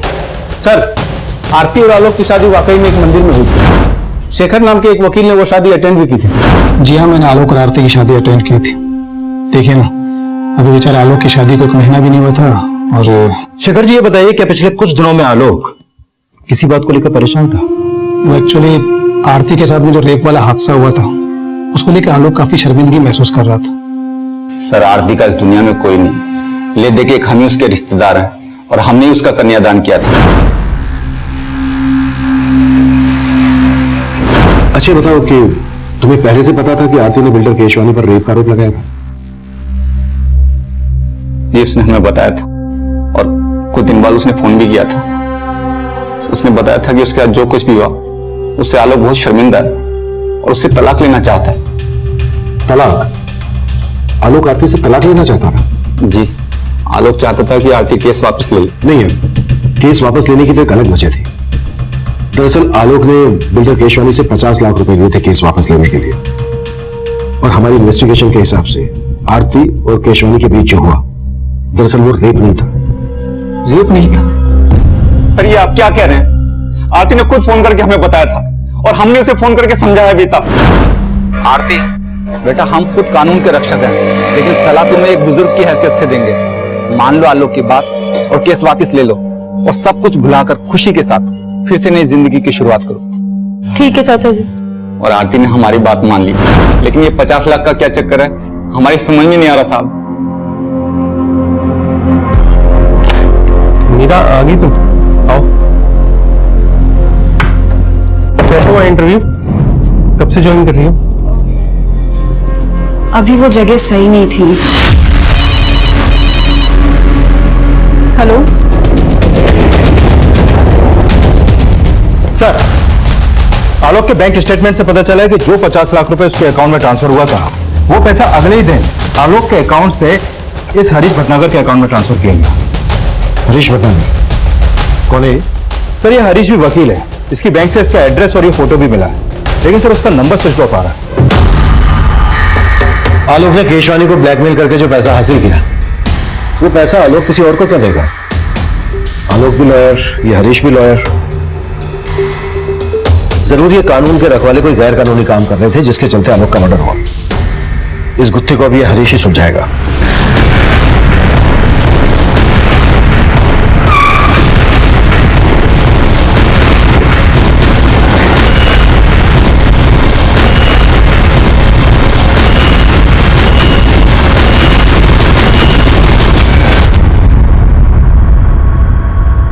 ताला लगा और उसका फोन भी बंद है। जरूर हरीश को हमारे आने की खबर लग गई होगी। करवाओ ताला। केशवानी ने आलोक के अकाउंट में पैसा ट्रांसफर किया आलोक की लाश में। आलोक ने हरीश के अकाउंट में पैसा ट्रांसफर किया हरीश की लाश में।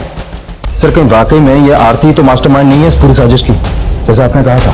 हो सकता है या तो आरती ही इस मुसीबत की जड़ है या फिर खुद आरती किसी बड़ी मुसीबत में है।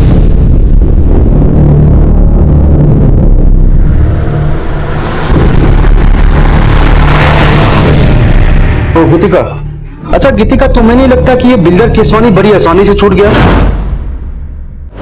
आसानी से भी बड़े सस्ते में छूट गया। 1 करोड़ भी मांगते ना तो इजीली मिल जाते उससे। और वैसे भी लंगोट के ढीले लोगों की कमी नहीं है अपने यहाँ। तो अब से नजर रहेगी हमारी उन पर, सबकी रिपोर्टिंग होगी। ऐसे लोग इजीली नहीं बचने चाहिए और हमारा मिशन है जैसे हवस के पुजारियों का पर्दाफाश करना। तो शुरू करते हैं ना, मेरी तीसरी आंख भी रेडी है। हरीश भटनागर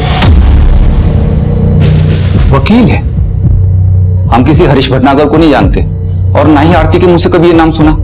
सर जी हम भी पुलिस वाले हैं और आरती को भी अच्छे से जानते हैं। वो ऐसी साजिश कर ही नहीं सकती। आप बेकार ही उस पर शक कर रहे हैं। तो तुम्हारे हिसाब से हमें किस पे शक करना चाहिए?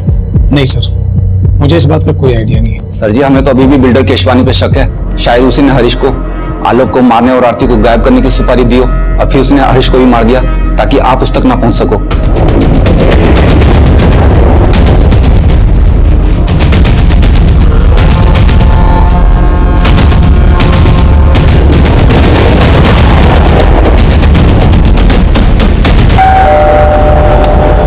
मीरा आओ, देखो तुम्हारे फ्रेंड्स कब से तुम्हारा वेट कर रहे हैं।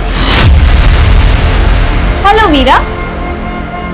तुमने कभी बताया नहीं कि तुम्हारे फ्रेंड न्यूजीलैंड में। अच्छा, क्यों नहीं बताया मीरा? एक्चुअली मीडिया वाले कुछ ज्यादा ही सवाल पूछते हैं, इसीलिए सब लोग हमसे दूर भागने की कोशिश में रहते हैं। मैं चाय बना के लाती हूँ। अरे रुको, तुम्हारे दोस्त आए हैं, तुम बैठो बात करो, मैं बना के लाती हूँ चाय। वैसे मीरा से कमी क्या मजाक है ये? हाँ, क्या चाहते हो तुम लोग? तेरी मदद करने। तेरे पति ने बताया हमें पैसों के लाले पड़े हुए तुम्हारे यहाँ, जॉब भी नहीं तुम दोनों के पास। झूठ है ये। झूठ बोलना हम मीडिया वालों का काम है, तुम मत बोलो, अच्छा नहीं लगता। और मैंने खुद तुम्हें उस दिन देखा था कि तुम सूरज अग्रवाल के ऑफिस गई थी इंटरव्यू देने।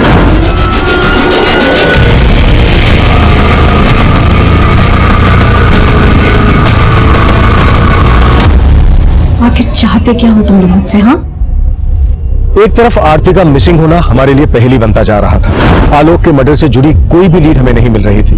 वहीं दूसरी तरफ इस केस से जुड़े एक और विवाहित जोड़े की जिंदगी में जुर्म की दस्तक गूंज रही थी। लेकिन उस वक्त हम इस बात से बिल्कुल अनजान थे। हमारा पूरा ध्यान आलोक और हरीश के कातिल को खोजने में था। सर, हरीश भटनागर के अकाउंट में आलोक के मर्डर के तुरंत बाद 40 लाख रुपए ट्रांसफर किया गया था और यह अमाउंट किसी डॉक्टर वाधवा के अकाउंट से ट्रांसफर हुआ था। सर, जाहिर सी बात है डॉक्टर वाधवा ने इतना सारा पैसा कोई केस लड़ने के लिए तो ट्रांसफर किया नहीं हो। वकील और डॉक्टर लाखों की हेराफेरी कर हरीश के अकाउंट में ट्रांसफर किया और फिर आलोक के मर्डर के तुरंत बाद डॉक्टर वाधवा ने भी 40 लाख रुपए हरीश के अकाउंट में ट्रांसफर किया। सर, जरूर यह हरीश किसी बड़े रैकेट का हिस्सा है। हरीश तो अब रहा नहीं। चलो डॉक्टर वाधवा से सवाल करते हैं। देखिए सर, मैंने कुछ नहीं किया है, मैं आपके कोई सवाल का जवाब नहीं दूंगा। पहले मुझे अपने लॉयर से बात करनी होगी। लेकिन कैसे बात करेंगे आप? आपका लॉयर तो मर चुका है हरीश, जिसके अकाउंट में आपने 40 लाख रुपए ट्रांसफर किए। देखिए, मैं किसी हरीश को नहीं जानता, मुझे जाने दीजिए, मुझे देर हो रही है, मुझे क्लिनिक जाना है। आप ईएनटी स्पेशलिस्ट हैं ना? नाक कान और गले के डॉक्टर, राइट? मतलब मैंने अगर आपकी नाक तोड़ी, कान मोड़ा, गला दबाया तो आप अपना इलाज खुद से कर लेंगे। देखिए, आप ऐसा कुछ नहीं कर सकते मेरे साथ। करने को तो मैं बहुत कुछ कर सकता हूँ डॉक्टर, मर्डर का मैटर है। और यकीन मानो, अगर आपने हमारी मदद नहीं की तो डॉक्टर से सीधा मरीज बनाकर छोड़। सर, एक लड़की मुझे ब्लैकमेल कर रही थी, कह रही थी अगर मैंने उसे पैसे नहीं दिए तो वो पुलिस में जाएगी और मुझे एक झूठे रेप चार्जेस में फंसा देगी। वो लड़की मेरे क्लिनिक में मरीज बनकर आ गई और साथ में छुपाकर कैमरा भी लाई थी। फिर मैं थोड़ा सा बह गया था।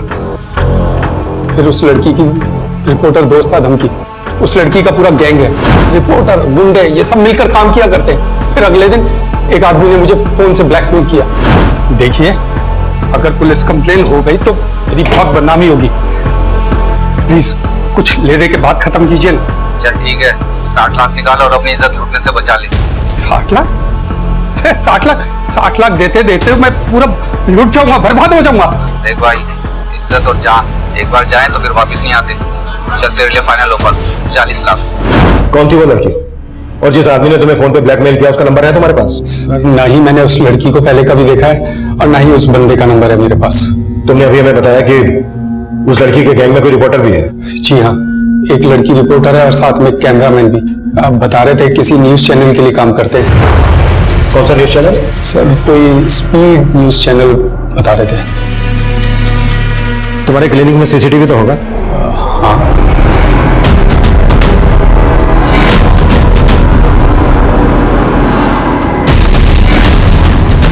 स्पीड न्यूज वाला से बात करो, फोटो दिखाओ सबको।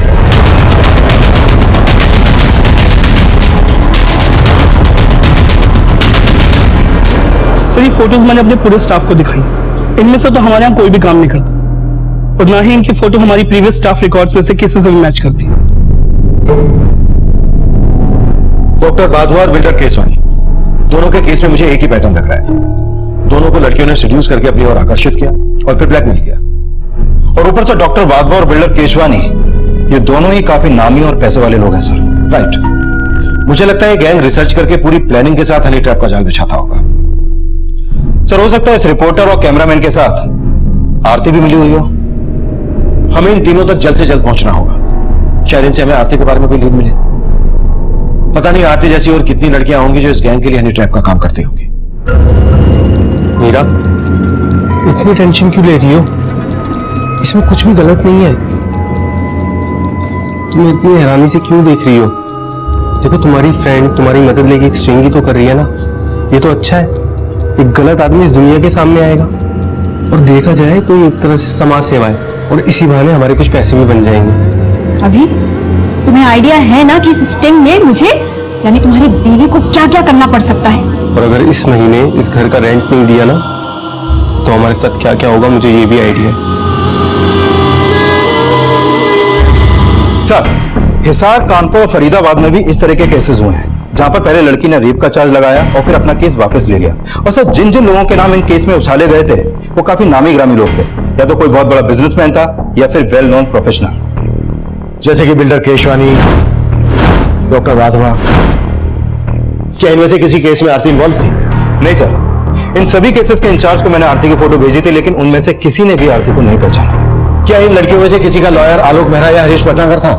नहीं सर, लेकिन एक लॉयर था सर जो इन सारे केसेस में कॉमन था। कौन? शेखर शर्मा, आलोक मेहरा का दोस्त। बगल में छोरा और हम पूरे शहर में ढिंढोरा पीट रहे हैं, अभी शेखर को पीटते हैं।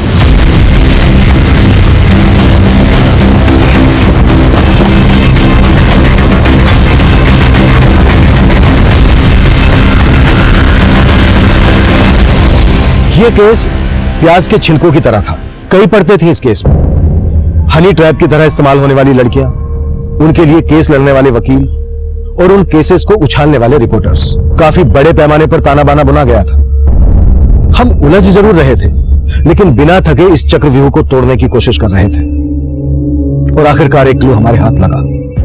सर, डॉक्टर वाधवा को हनी ट्रैप करने के लिए जिस लड़की का इस्तेमाल किया गया था उसका पता चल गया है। उदिता नाम है इसका। एक्टिंग का शौक है सर, आए दिन सोशल मीडिया पर अपने तरह तरह की वीडियो अपलोड करती रहती है। ये देखिए सर।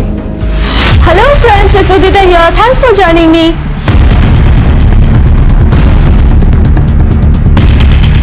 मैं छोड़ूंगी नहीं आप लोगों को।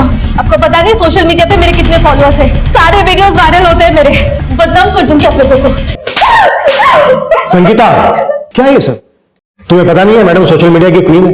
ये जो जो सोशल मीडिया पे डालती है सब वायरल होता है। पैसे मारते हैं। कम से कम शूट तो करने देते हैं। विकास, शूट करो सर। हाँ, अब मारो और अच्छे से मारना। वैसे डॉक्टर वाधवा ने तुम्हें पहचान लिया था और हमने भी सीसीटीवी फुटेज में तुम्हें देख लिया था। बेहतर यही होगा तुम्हारे लिए, जो जो जानती हो बता दो। सर, ये सच है, मैंने डॉक्टर वाधवा को झूठा रेप चार्ज लगाने की धमकी दी थी। मुझे पैसों की बहुत जरूरत थी सर। कितने पैसे मिले थे तुम्हें इसके लिए? 5 लाख। आरती भी ये काम करती थी? सर, मैं किसी आरती को नहीं जानती। तुम्हें इस रैकेट के बारे में पता कैसे चला? किसने बताया इसके बारे में? एक आदमी है जो गांव से लड़कियों को शहर लाता है ये सब काम करने के लिए। कौन है वो?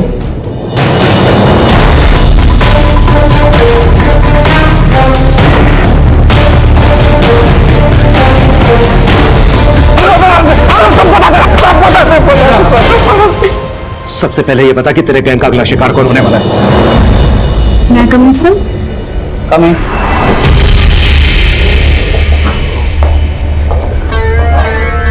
सर,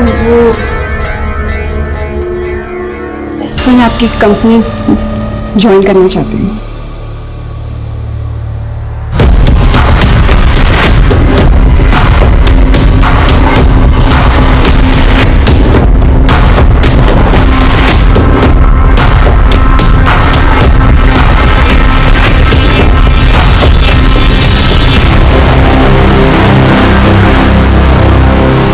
हाँ, ठीक है ठीक है ठीक है।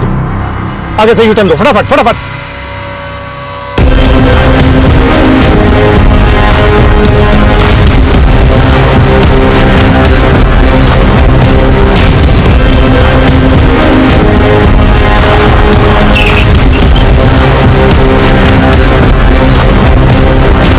ये असली ब्रेकिंग न्यूज़ है। इतने बड़े रिकॉर्ड के मालिक गणेश अग्रवाल। मेरी बात सुनिए मैडम, बंद करिए।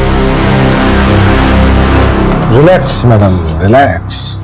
अब आप ब्रेकिंग न्यूज नहीं दिखा पाएंगे क्योंकि आपकी ब्रेकिंग न्यूज बनेगी। Sangeeta. Yes sir.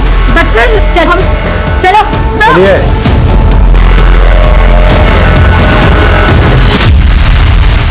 Sir, please मेरे हस्बैंड को बुला दीजिए sir. Sir, there is some confusion. मैं तो खुद ही एक विक्टिम हूँ सर, प्लीज मेरे पति को बुला। सारे कंफ्यूजन क्लियर हो गए हैं मैडम। एनआरआई आपके जगदीश बाबू ने सब कुछ बता दिया। 2 साल पहले एक जवान जोड़ा हमारे थाने में आया। लड़के का नाम मयंक और लड़की का मीरा था। साहब दोनों लिव इन में रहते थे।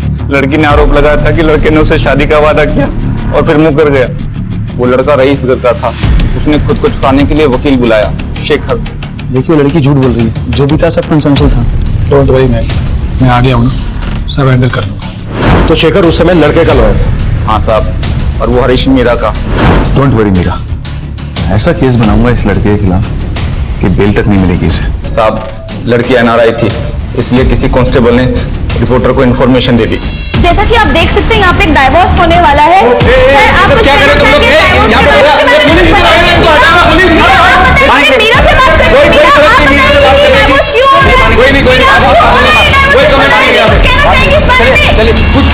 सर मामला ऐसा बिगड़ा कि मयंक घबरा गया। फिर वो केस को रफा दफा करने के लिए, सबका मुंह बंद करने के लिए राजी हो गया। फिर मैंने और हरीश ने लड़की से बात की और वो मान गई। आखिरकार सौदा 14 लाख में तय हुआ। दोनों वकील, रिपोर्टर और उसका साथी, हमें और उस लड़की को बराबर का हिस्सा मिला। ये लो तुम्हारे पैसे। क्या हुआ, तुम खुश नहीं हो? अब तो तुम्हें पैसे भी मिल गए और उस मयंक से भी तुम्हें छुटकारा मिल गया। एक बात, मुझे आप सब लोगों से कुछ कहना है। हरीश को इस सौदे से सुनहरा मौका नजर आया। उसने हमें समझाया कि यह फायदे का सौदा हो सकता है। फिर हम सब ने मिलकर यह बिजनेस शुरू करने की ठान ली। सब कुछ था हमारे पास, पुलिस, वकील और मीडिया, सब कुछ। और मीरा भी हमारे साथ काम करने के लिए राजी हो गई। लेकिन कुछ समय बाद उसने काम छोड़ दिया। फिर हमें ऐसी लड़कियों की तलाश थी जो हमारे लिए काम कर सके और अमीर लोगों को फंसा सके। और इसी वजह से आरती को गांव से शहर लेकर आए। हाँ साहब, आरती को पैसों की जरूरत थी और हमें उस जैसी सुंदर लड़कियों की। तो फिर उसकी शादी आलोक से क्यों करवाई? क्या आलोक भी तुम लोगों के साथ मिला हुआ था? नहीं साहब, आलोक ने आरती से शादी मजबूरी में की थी। देखो आरती, तुम लोग ऑलरेडी मुझे ब्लैकमेल कर मुझसे 20 लाख रुपए हट चुके हो। अब क्या चाहिए तुम्हें मुझसे? उन पैसों से मेरे हाथ कुछ भी नहीं लगा। वो सारे पैसे तो पुलिस, वकील और रिपोर्टर खा गए। अरे तो उनसे जाकर लड़ना, मुझे क्यों परेशान कर रही है? देखो आलोक, या तो तुम मुझे पैसे दे दो या फिर मुझसे शादी कर लो। तो जैसी घटिया लड़की के साथ शादी करने के बारे में सोच भी नहीं सकता मैं। तो ठीक है, मैं फिर से तुम पे रेप चार्जेस लगा दूंगी। और याद रखना, हमारे वीडियो की एक कॉपी अभी भी मेरे पास है। फिर आलोक ने आरती से मजबूरी में शादी की और हमने उसे भी इसमें घसीट लिया। लेकिन केशवानी से पैसे मिलने के बाद आलोक पलट गया।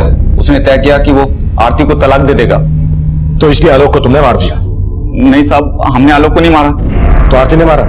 कहाँ है आरती? सर हमें नहीं पता कि आरती कहाँ है। तो अब कंफ्यूजन क्लियर हो गया मैडम एनआरआई कि आप विक्टिम नहीं बल्कि शिकारी हैं। चलो फटाफट बोलो, किस किस को शिकार बनाया और टोटल कितने पैसे लूटे? सर कुल मिलाकर 15 करोड़ 40 लाख की लूट की। चलो पैसों का हिसाब तो हो गया, लेकिन जो मर्डर हुए थे आलोक और हरीश का, वो किसने किए? और ये शेखर कहाँ मिलेगा? पता नहीं साहब। नहीं पता? मैडम आपको पता है? हमने उन्हें काफी तोड़ा, पर वो अपनी इस बात पर अड़े रहे कि आलोक और हरीश के मर्डर से उनका कोई लेना देना नहीं। उधर शेखर देश छोड़कर भागने की तैयारी में था, पर आखिरकार हमने शेखर के ठिकाने का पता लगा लिया। शेखर अरेस्ट हुआ और उसने इस पूरे खेल से पर्दा उठाया।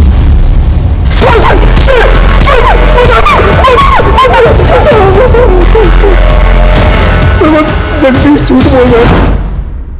मेरे और हरीश के साथ वो भी शामिल था आलोक के मर्डर में। आरती का फोन आया था, कह रही थी कि आलोक उससे तलाक लेना चाहता है। समझाना पड़ेगा उसे। कोई फायदा नहीं है। मैंने बात की थी आलोक से, मानने को तैयार नहीं है। बोलता है कि अब साथ नहीं देगा हमारा। अरे वो तो पुलिस में जाने की धमकी दे रहा था। बड़ी मुश्किल से शांत किया उसे। लेकिन हमेशा के लिए शांत नहीं रहेगा वो, बल्कि हमें उसे हमेशा के लिए शांत करना पड़ेगा, वरना हमारे अच्छे खासे बिजनेस की बैंड बजा देगा वो। बिजनेस तो बंद नहीं होने देंगे, उसका मुंह ही बंद करना पड़ेगा।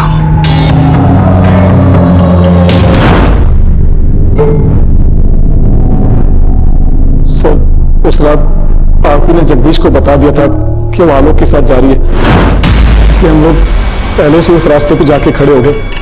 और जैसे आलोक की गाड़ी आई हमने उसे रोक लिया। देख तेरे सामने ये समझने वाला है नहीं, तुझे ढाल बना के सब कुछ तेरे ऊपर डाला है। हम इसे समझा के आते हैं, तब तक तू गाड़ी में बैठ, ठीक है ना? आज फाइनल करके आएंगे। उसके बाद सर हमने आलोक को मनाने की बहुत कोशिश की, लेकिन वो नहीं माना। इसने, मैंने, जगदीश ने और हरीश ने मिलकर उसे मार दिया सर। लेकिन हरीश को क्यों मारा? हरीश ही हमारे प्लान का मास्टरमाइंड था। सारा का सारा पैसा उसी के अकाउंट में जाता था और उसके बाद हमें हमारा शेयर मिलता। आलोक ने भी पैसा उसी के अकाउंट में ट्रांसफर किया था। आलोक की मौत के बाद जाहिर था कि आप लोग हरीश तक भी पहुंच जाते, इसलिए जगदीश ने बोला कि उसे भी मार दो। पूरा चूस लिया इसे, अब क्या करेगा इसका? अरे अभी और बहुत रस बाकी है इसमें। और मुझे नहीं करनी क्या?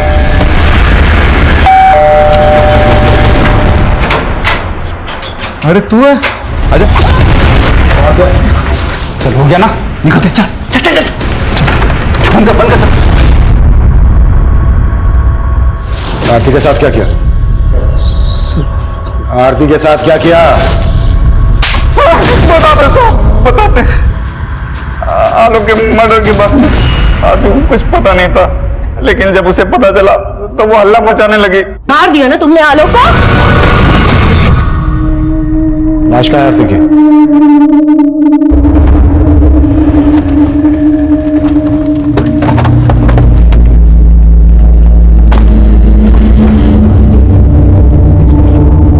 संगीता। Yes sir. ये हटाओ।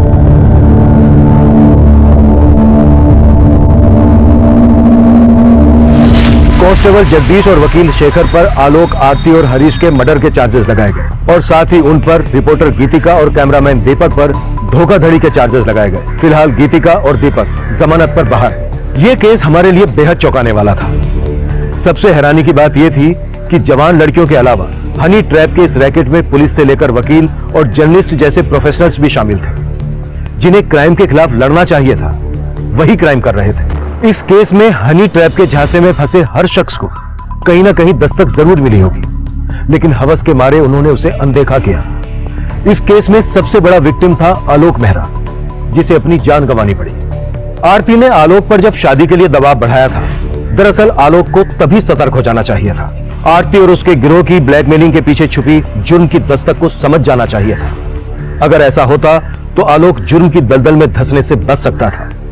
इस केस को आप लोगों के साथ शेयर करने का हमारा मकसद यही है कि पीड़ित के अंजाम से सीख ले और अपनी जिंदगी को सुरक्षित बनाए। अब मैं सीनियर इंस्पेक्टर अभिमन्यु जिंदल आप लोगों से विदा लेता हूं। आपसे फिर मुलाकात होगी एक नए केस के साथ। क्राइम पेट्रोल दस्तक, मकसद बताना नहीं, बचाना है। क्राइम पेट्रोल के ऐसे ही मजेदार एपिसोड्स देखने के लिए हमारे चैनल को सब्सक्राइब करें।